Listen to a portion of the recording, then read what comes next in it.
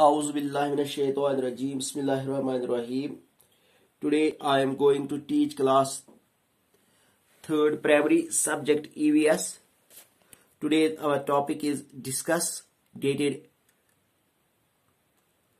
28th of September 2020. Dear students, Assalamu alaikum.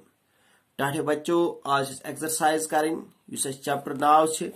Here comes a letter. What difference do you see in these letters? Yim tu letters wuchan chu.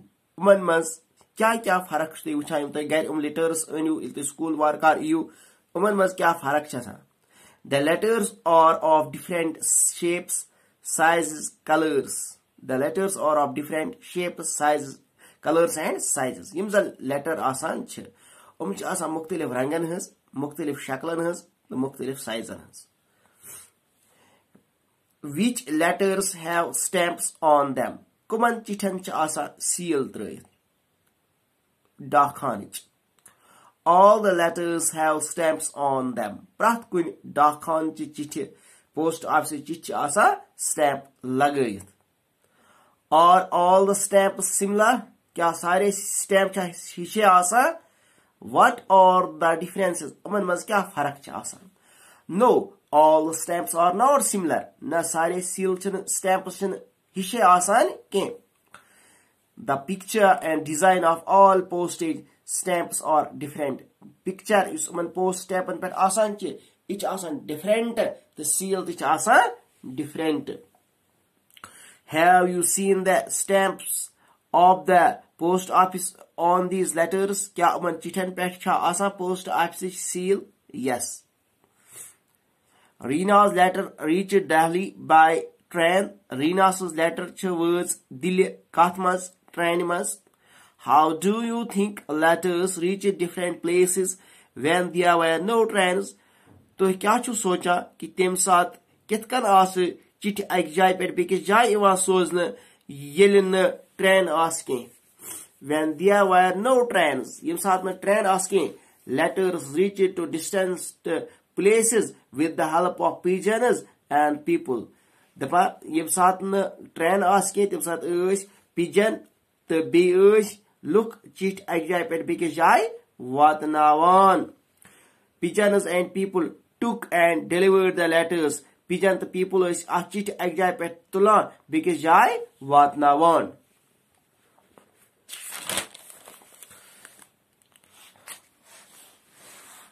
Where all you have seen telephone? Tahkat kachu telephone wishmut agay mobile imas athan mas asan che. Bagay telephone iman tar way telephone asan che iman receiver asan imkat pe wishmut. We have seen telephones at home, school and at telephone booth. Ashi wishmut telephone ak schools mas gare bech wishmut asan mas be telephone booth and pet. With whom do you talk on the telephone? Toshwa chu telephone pet kat kara. We talk to our relatives, friends and teachers on the telephone. Ushi telephone pet kat kara panyan rishtadaran sut, panyan hamsayan sut, panyan teacheran sut. Utningo आज उतने करी याद बका repeat be. The letters are of different shapes, colors and sizes. All letters have stamps on them. No, all the stamps are not similar. The picture and design of all postage stamps are different. Yes, when there were no trains, letters reached to distant places with the help of pigeons and people took and delivered the letters. We have seen telephone at home, school and at telephone booth. We talk to our relatives, friends and teachers on the telephone.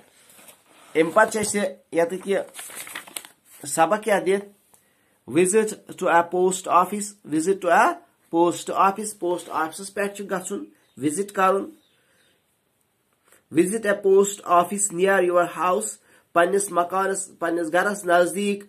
या schools नजदीक use तय post office आस तोर गजो अश नजदीक post office अशपोरा नजदीक post office रिंगपत तो अगर school आसो गछान अस करो कोशिश अमन जायन गसनच observe how letters reach here and observe how letters reach here and they are sent from here तो वुचु और कित पट चिट्ठी वातान तो नेरान पोस्ट ऑफिस पे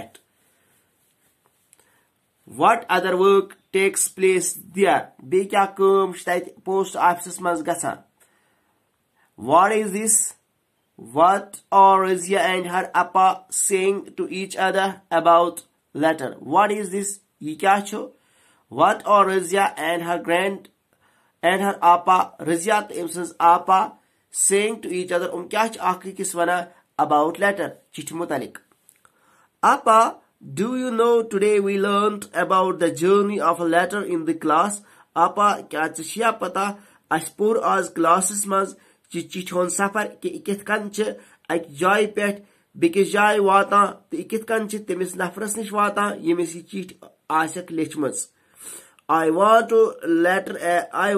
to write a letter to Nani बछस यसा पन्ने नानी कुस गई माज हज मज बछस यसा माज हज माज चिट्ठी लेखन